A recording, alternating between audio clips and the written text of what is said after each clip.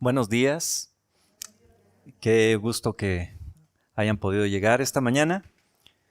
Y algo que quería comentar es que poca gente se da cuenta de que el 80% de las iglesias en el mundo tienen menos de 200 miembros. Son iglesias pequeñas. Tenemos alguna que otra mega iglesia, iglesias gigantescas, pero son más la excepción que la regla.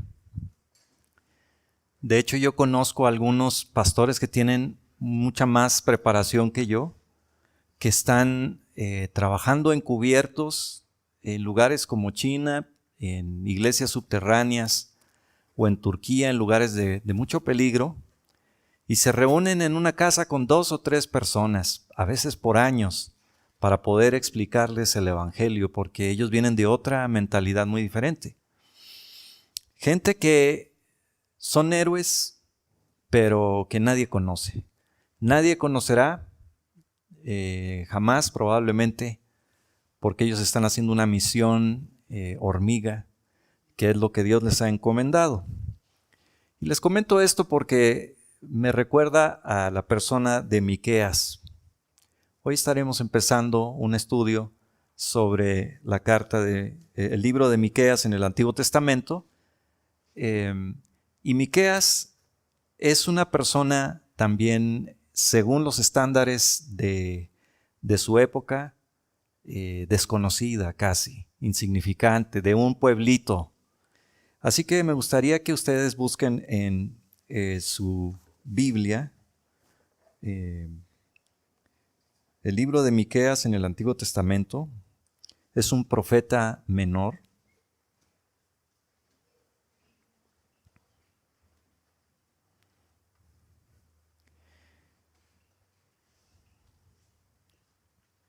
Y nosotros necesitamos estudiar este libro de Miqueas porque nos habla de la manera en que debemos tratarnos unos a otros.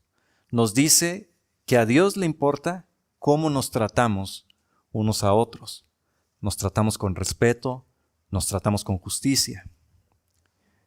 No solo eso, sino que en Miqueas vamos a encontrar alguna de las profecías más claras acerca del nacimiento de Jesús.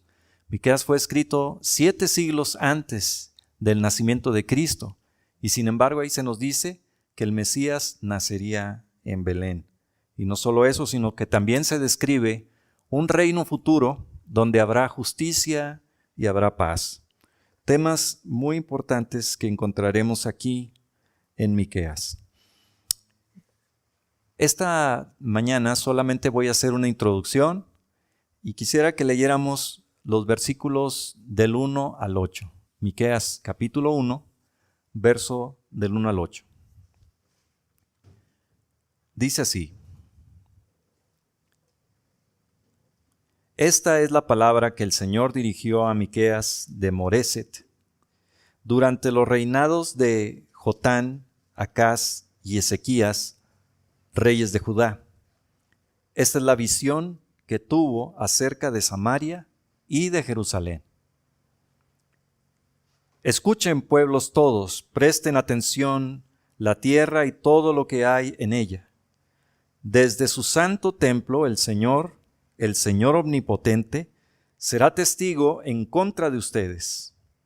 Miren, ya sale el Señor de su morada, ya baja y se encamina hacia las cumbres de la tierra. A su paso se derriten las montañas como la cera junto al fuego.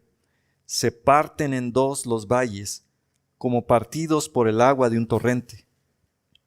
Y todo esto por la transgresión de Jacob, por los pecados del pueblo de Israel. ¿Acaso no representa Samaria la transgresión de Jacob? ¿Y no es acaso en Jerusalén donde están los santuarios paganos de Judá? Dejaré a Samaria hecha un montón de ruinas, convertida en campo arado para viñedos. Arrojaré sus piedras al valle y pondré al descubierto sus cimientos. Todos sus ídolos serán hechos pedazos. Toda su paga de prostituta será arrojada al fuego. Yo destrozaré todas sus imágenes. Todo cuanto ganó como prostituta, en paga de prostituta se convertirá. Por eso lloraré y gritaré de dolor y andaré descalzo y desnudo. Aullaré como chacal y gemiré como avestruz. Hasta ahí solamente. Así que esta mañana vamos a hablar de quién era Miqueas, cuáles son las características que tiene este libro y cuáles son algunas de las lecciones que pudiéramos llevarnos a casa esta mañana. Oremos. Padre, en esta hora te pedimos que tu Espíritu Santo pueda hablar con libertad al corazón de cada uno y conforme a la necesidad de cada quien. Te pido, Señor, que tú nos hables con claridad esta mañana y que podamos salir de aquí con algunas formas para servirte y amarte más, porque lo pido en Jesús. Amén. Los principales aspectos que Dios enfatizó en este libro de Miqueas son su soberanía, su santidad y cómo Dios está en cargo de todos los eventos que suceden a su pueblo. Cuando tú leas este libro, y te recomiendo que lo leas porque vamos a estar al menos 7 semanas hablando de esto. Es un libro de 7 capítulos, es delgadito, así que lo puedes leer hasta en una sentada. Y cuando veas este libro vas a ver estas características, cómo demuestra la soberanía de Dios, su santidad, su justicia. Pero empecemos hablando del versículo 1. Observa ahí Miqueas 1:1.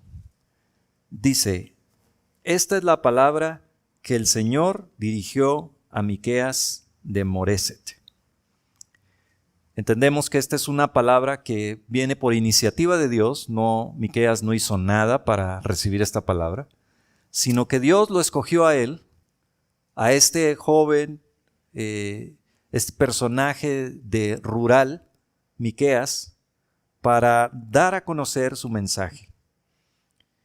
Miqueas es la contracción de Miguel, o que viene siendo en hebreo una pregunta, ¿quién es como nuestro Dios? Es una pregunta hipotética para hablar de la grandeza de Dios. Y se nos dice aquí que esta es la palabra que el Señor dirigió a Miqueas de Moreset. ¿Tú sabes dónde está Moreset? Yo tampoco lo sabía. Es más, a veces ni viendo el mapa encuentras dónde está Moreset, porque Moreset es un pobladito que existía en la época del reino dividido, muy cerca de la sección filistea. De hecho, en algunas Biblias se le llama Moreset Gat. Gat es aquel pueblo filisteo. Es decir, Moreset estaba allá en la punta del cerro, y era un lugar donde la plusvalía no era gran cosa. Seguramente cuando le preguntaban a Miqueas de dónde era, él tenía que decir, pues, de Moreset, como a 30 kilómetros de Jerusalén. O es como cuando un extranjero viene y me pregunta, ¿tú dónde vives? Y le digo, en Puebla. Dice, ¿y eso dónde está? Pues no le voy a decir cerca de Cuautlancingo o al lado de Cholula porque va a quedar peor, ¿no? Siempre tengo que decirle, pues está como a 80 kilómetros al sur de la Ciudad de México. Ah, ok. Así era Moreset, un pobladito insignificante. Y Miqueas es un hombre que es contemporáneo de otros profetas, como por ejemplo Amós. Amós estaba en el norte, también ministrando, mientras estaba Miqueas, y Miqueas también era contemporáneo de Oseas, ese profeta que tuvo una vida muy, muy gráfica, ¿no? De cómo era la relación con Israel, de infidelidad. Y no solo eso, sino que Miqueas era contemporáneo también de otro gigante de la fe que se llama Isaías. El profeta Isaías, quien escribió un tremendo libro de 66 capítulos en la Biblia, el príncipe de los profetas, diríamos, era contemporáneo de Miqueas. Así que Miqueas pues viene a ser un pueblerino de un lugar no muy importante y bajo la sombra de estos grandes hombres gigantes de la fe. Por eso decía yo al principio que me recuerda a esos pastores desconocidos de iglesias pequeñitas que ministran domingo tras domingo tratando de anunciar la verdad de Dios lo mejor que pueden y que probablemente nunca llegarán a ser conocidos por nadie. En el tiempo en que vivió Miqueas, y necesitamos entender bien esto, si tú tienes un entendimiento de cómo sucedieron las cosas. Tú recuerdas que Dios llamó a Abraham y le dijo, deja tu tierra y tu parentela y te voy a la tierra que yo te mostraré. Y ahí viene Abraham. Y Abraham llega a la tierra que Dios le había dado más o menos en el año 2000 antes de Cristo. Y luego Abraham tiene un hijo que se llama Isaac, Isaac tiene un hijo que se llama Jacob, y Jacob tiene un montón de hijos, tiene 12 hijos varones que forman las 12 tribus de Israel. Cada uno de sus hijos tuvo sus propios familiones y se les llamó tribus. Y a Jacob Dios le cambió el nombre por Israel. Ellos llegan, estos 12 hijos se pelean, ¿verdad? ¿Por qué? Porque el más pequeño, José, era el chiqueado, era el que le da favorecido por su papá y le regala una túnica de colores en una época en que estaba todo blanco y negro. Entonces era la envidia de todos sus hermanos y se deshacen de él vendiéndolo como esclavo a Egipto. Pero Dios iba con José y José es sacado de la prisión para ir al lugar de eminencia a ser el segundo, la mano derecha del faraón. Ahí ya estamos hablando del año 1500 antes de Cristo. Ya pasaron 500 años. José está en Egipto y manda traer a sus hermanos porque había una gran escasez de comida. Así es como los 12 tribus de Jacob llegan bajo la protección de Egipto en el año 1500 antes de Cristo. Y allí se muere José, se muere el faraón, se siguen multiplicando como conejos los israelitas y les tienen miedo. Los egipcios ya ven que son muchos, así que los esclavizan y los obligan a trabajos forzados y por 400 años estuvieron siendo esclavos en Egipto. Hasta que Dios levanta a Moisés. Y Moisés los saca de Egipto con aquel asunto de las plagas. Dios abre el mar y cruzan por tierra seca rumbo a la tierra que Dios había prometido a Abraham. Muere Moisés, pero su sucesor mete al pueblo en la tierra prometida. Y una vez que están instalados ahí, Dios les da la misión de desalojar a las personas que viven ahí. Quería que exterminaran a todos los paganos que vivían allá. Cosa que algunas tribus hicieron mejor que otras, pero nunca del todo bien. En lugar de eso, ¿qué hicieron? Se empezaron a casar, a entremezclar, a combinar sus culturas. Y Dios quería tener un pueblo que fuera un pueblo de su pacto, que obedeciera lo que Él había ordenado con Moisés. Pero los israelitas decidieron que era mejor, en lugar de pelearnos, vamos a mezclarnos. Y en lugar de obedecer a Dios, pues vamos a reunir tu Dios, mi Dios, nuestros dioses, pues qué más da. Y así es como pasan un tiempo muy difícil en la tierra prometida. Esa es la época de los jueces. Y la época de los jueces termina con aquel hombre Samuel, que Dios levantó como profeta para ungir al primer rey en Israel, que fue Saúl. Y ahí estamos ya más o menos en el año 1000 antes de Cristo. Ya pasaron otros 500 años con Saúl. El reino unido en Israel dura muy poquito. La época de oro de Israel, que son Saúl, David y Salomón. Y a partir de Salomón el reino se divide, se parte en dos. Y las 10 tribus que se llevan la franquicia, el nombre Israel, se van hacia el norte y dos tribus y media se quedan en el sur. A esto se le conoce como Israel, a esto se le conoce como Judá, y en medio había una gran división, una línea que decía, nosotros somos los de allá y ustedes son los de acá. No solo eso, sino que es un tiempo de mucha oscuridad. El tiempo en el que vive Miqueas es un tiempo de mucha prosperidad económica, pero de mucha oscuridad espiritual, tal como lo estamos viviendo hoy día.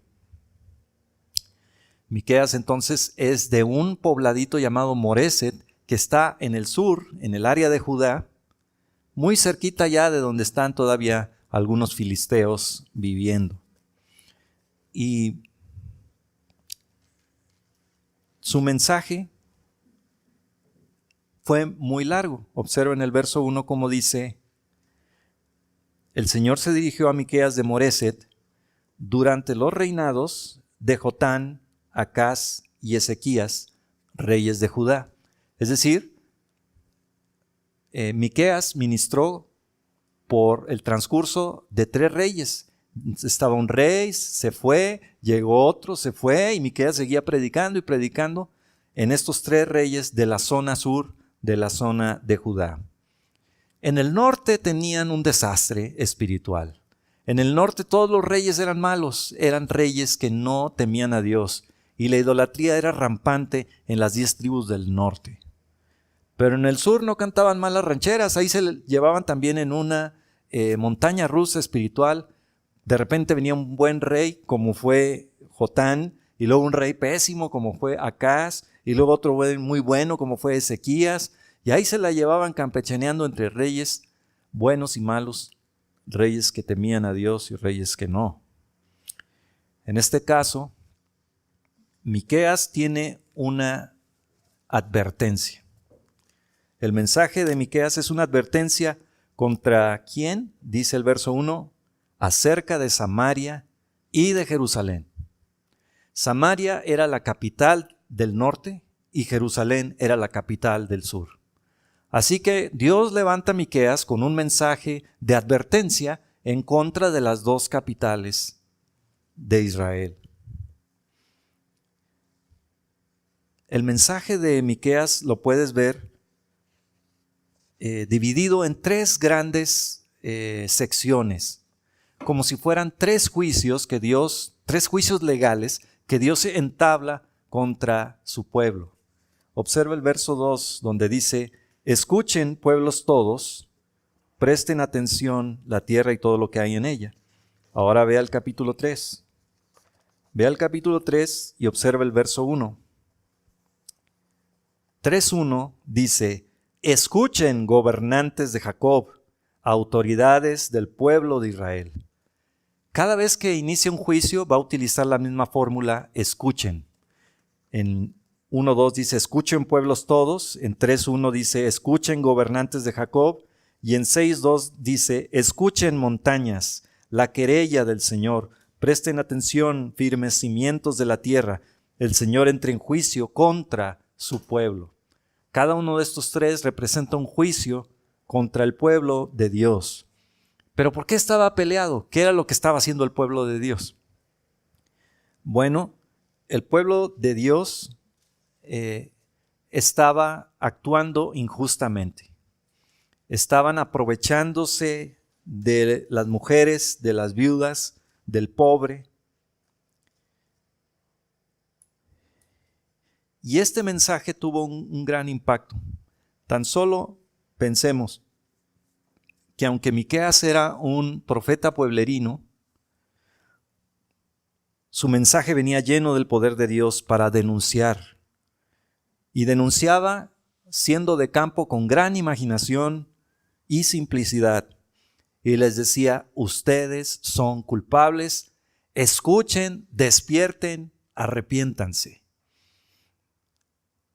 Generalmente no me gusta tanto hablar de los profetas del Antiguo Testamento porque es fuego y azufre casi siempre. Son mensajes de juicio y la gente se siente intimidada. Pero lo que debemos entender es que cada mensaje de fuego y azufre es a la vez una oportunidad de arrepentimiento. Cada mensaje tiene con ello la semilla de volverse a Dios. Para eso Dios levanta a los profetas, para señalar el pecado y decir, están violando el pacto, vuélvanse a mí.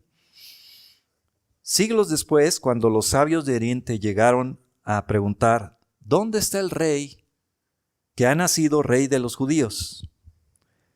En Mateo 2, 1, 6. Y los conocedores, ¿qué dijeron? En Belén de Efrata, porque así lo dijo el profeta Miqueas. El impacto de Miqueas no puede ser minimizado, porque todo el mundo conocía siglos después su mensaje y su misión. Miqueas realmente nos va a sorprender con la precisión y claridad que establece y dice, va a venir una nación, esa nación se llama Siria, y va a tomar la capital de Samaria y la va a dejar hecha ruinas. Es más, dice aquí,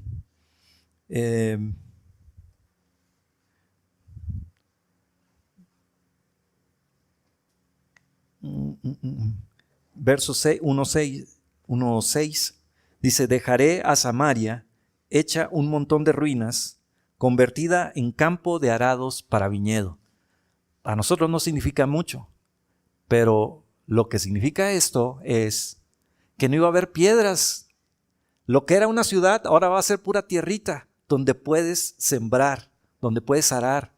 Y por eso dice que las piedras las van a aventar al valle, las piedras con las que está construida la ciudad. Y así sucedió.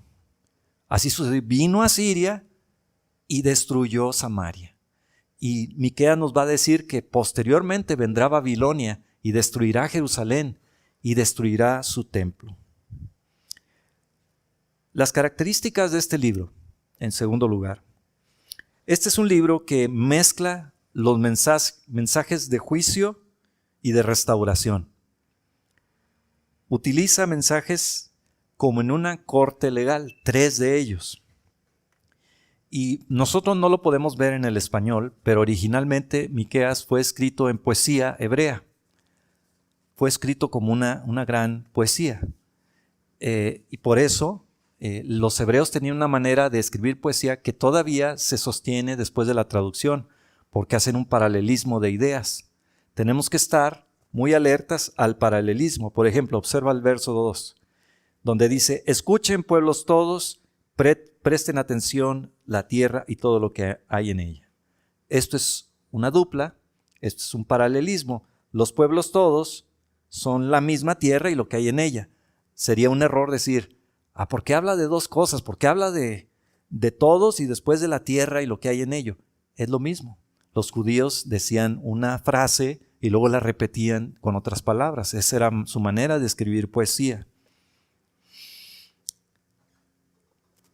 Ya vimos que hay 3 grandes secciones y podríamos decir entonces que Miqueas representa el profeta de las clases medias oprimidas. Miqueas habla de la justicia para el pobre y para la clase media. Los ricos y poderosos estaban siendo injustos con el pueblo. Se estaban haciendo ricos a través del robo y la codicia. Por ejemplo, fíjate cómo dice, ahorita solo estoy dando un panorama, luego vamos a regresar. El capítulo 2, verso 1 y 2, fíjate cómo dice, ay de los que solo piensan en el mal y aún acostados hacen planes malvados. En cuanto amanece, los llevan a cabo, porque tienen el poder en sus manos. Codician campos y se apropian de ellos, casas y de ellas se adueñan, oprimen al varón y a su familia, al hombre y su propiedad. Así que los poderosos, aquellos que tenían el poder, hacían planes perversos en la noche, y hace referencia, ¿se acuerdan de la viña de Nabot? Que el rey despojó injustamente y a él lo mandó a asesinar. Aquí habla de eso por parte de los poderosos, pero no nada más eso, sino también habla de la corrupción de los profetas. Observa el verso 6, capítulo 2. 2:6 dice, estos profetas me dicen, deja ya de profetizarnos, no nos vengas con el oprobio, con que el oprobio nos alcanzará. Ayer ustedes eran mi pueblo, pero hoy, verso 8, hoy se han vuelto mis enemigos. A los que pasan confiados, a los que vuelven de la guerra, los despojan de su manto. A las mujeres de mi pueblo las echan de sus preciadas casas, y a sus niños los despojan para siempre del honor que les di. Fíjate cómo dice el capítulo 3, verso 1. Escuchen, gobernantes de Jacob. ¿A quién está hablando? A los gobernantes. Autoridades del pueblo de Israel, ¿acaso no les corresponde a ustedes conocer el derecho? Ustedes odian el bien y aman el mal.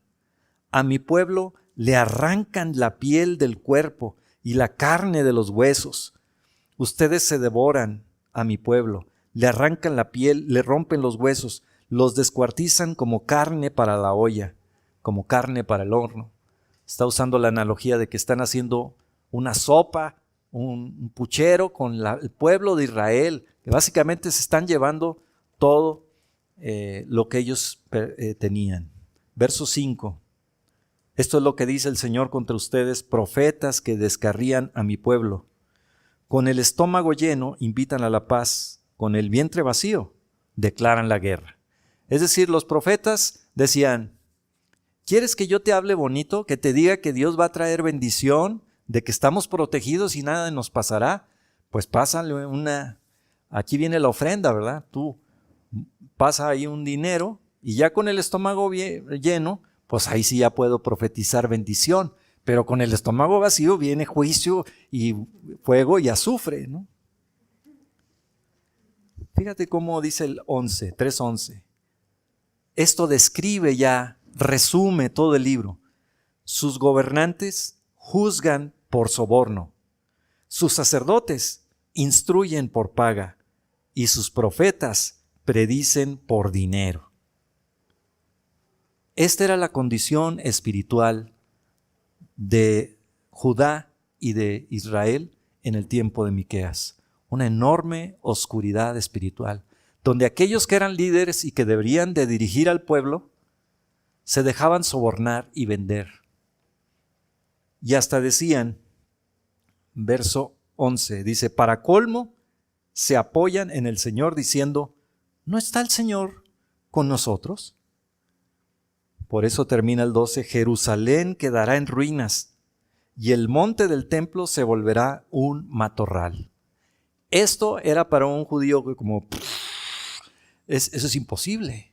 ¿Por qué? Porque el templo es la casa del Dios Todopoderoso. ¿Quién va a poder destruir la casa de Dios? Nadie. Por eso nosotros aquí en Judá estamos bien seguros, porque aquí está la casa de Dios y nadie puede contra el Señor nuestro Dios, por eso es todopoderoso. Pero no sabían que Dios había quitado la protección y estaba dispuesto a que destruyeran ese templo, porque Dios no necesita casas humanas. El universo no puede contenerlo. Y a él no le iban a sobornar con un templecillo ahí en Jerusalén. Miqueas dice una palabra de juicio que hubiera despedazado el entendimiento de cualquier judío de su época. De hecho, no lo entendieron. No pudieron comprender lo que les estaba diciendo. Fíjense cómo dice más adelante en el 4:9. En el 4:9 dice, ahora ¿por qué gritas tanto? ¿Acaso no tienes rey? ¿Por qué te han venido dolores de parto? ¿Murió acaso tu consejero? Retuércete y puja, hija de Sión, es la manera de referirse a Jerusalén. Como mujer a punto de dar a luz, porque ahora vas a salir de tu ciudad y tendrás que vivir a campo abierto. Irás a Babilonia, pero de allí serás rescatada. El Señor te librará del poder de tus enemigos. Entonces vemos esta combinación de juicio y esperanza. Pero Dios le dice toda la verdad acerca de este reino que se iba a levantar, esta potencia que al momento era pequeña, pero que después se levantaría Babilonia. Así que Miqueas nos está hablando ya de qué va a pasar, a manos de quién y qué va a suceder después. Que Jerusalén será llevado cautivo a Babilonia y que Dios tendrá misericordia de ella y será regresada de nuevo. Allí veremos entonces esta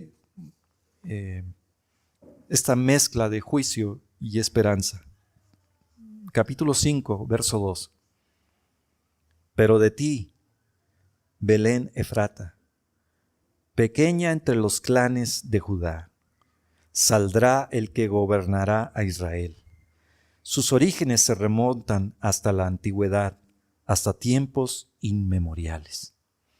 7 siglos antes de que naciera Cristo, el profeta Miqueas recibe esta revelación de Dios y dice, va a venir a Belén, que era también otro pueblecillo que no encuentras en el mapa.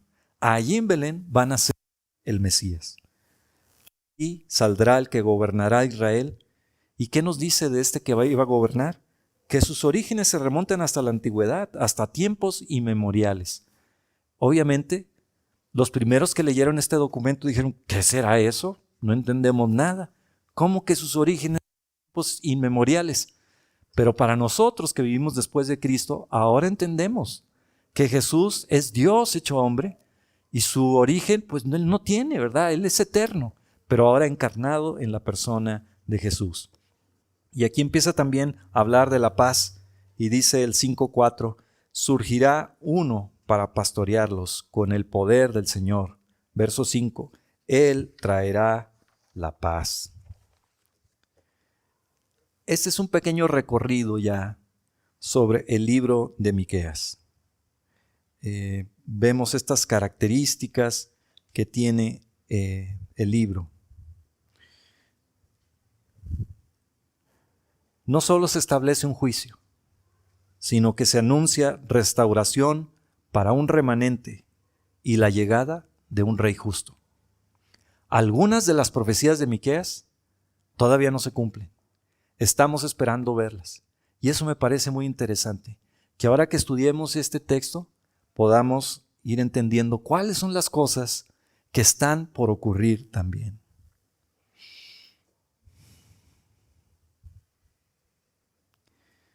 ¿Qué lecciones nos deja este libro? Una de las lecciones más importantes es que a Dios le importa cómo tratamos al vecino. Que cuando tú maltratas a tu vecino, a tu prójimo, te metes en un problema con el de arriba. Porque Dios ama a la gente. Estas personas, estos líderes, profetas y maestros religiosos, estaban abusando de su poder y quedándose con propiedades de las personas, despojando a mujeres, a niños de sus propiedades, vendiendo propiedades que la misma ley de Moisés prohibía vender porque la propiedad, la tierra era perpetuidad según la ley. Y todo eso le enfurecía a Dios. Cuando tú tratas mal a tu hermano, a tu prójimo, a tu vecino, Dios se enoja, porque Él es bueno, porque Él nos trata a todos con bondad. Y esta es una de las lecciones que vamos a aprender en este libro. La otra que aprendemos, la siguiente lección, es que cada juicio de Dios representa al mismo tiempo una gran oportunidad. Porque Dios envía a sus mensajeros para que nos arrepintamos. Miqueas empieza a hablar y a mitad de su mensaje vienen los asirios y acaban con Samaria. Es decir, lo que había dicho Miqueas lo alcanzaron a ver lo que los oyeron. Y siguió aquel hablando y decir, y ahora sigue Jerusalén. Eso no lo vieron. De hecho, Dios tuvo misericordia 100 años más antes de que cayera Jerusalén. Sí cayó, pero Dios les dio más gracia. ¿Por qué les dio gracia? Bueno, nadie sabe.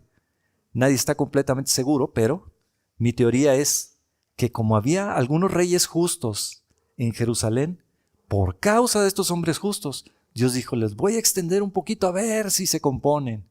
y a ver si se componen. Y les siguió extendiendo la gracia hasta que en el año 586 cayó también Jerusalén. La mayoría de nosotros no decidimos a diario reducir a la gente o encontrar formas de cometer injusticias. Yo creo que ninguno de nosotros se levanta en la mañana y dice, ¿qué injusticia cometeré hoy? Sin embargo, de manera automática nuestra sociedad es una sociedad injusta y los mecanismos que tenemos en la sociedad muchas veces son mecanismos de injusticia. Por eso, aunque tú no te levantes en la mañana buscando cometer una injusticia, deja que Miqueas te hable. Dejemos que las palabras de Miqueas nos saquen de nuestra apatía sobre la extensión de la justicia y la bondad hacia los demás. Y sigamos adelante hacia un mundo que se asemeje al reino justo, al reino que tendremos cuando ese rey Mesías gobierne. Finalmente, la vida cristiana no es tan complicada. Uno de los pasajes más conocidos de Miqueas es Miqueas 6, del 6 al 8, especialmente el verso 8, donde se dice, ya se te ha declarado lo que es bueno, ya se te ha dicho lo que de ti espera el Señor, practicar la justicia, amar la misericordia y humillarte ante tu Dios. Hasta teníamos un canto de eso antes, no sé si ustedes lo recuerdan. Pero finalmente lo que Dios demandaba de su pueblo no era que fueran unos eruditos, expertos en todas las materias, simplemente esas tres cosas. Practica la justicia, ama la misericordia y humíllate ante tu Dios. Oremos.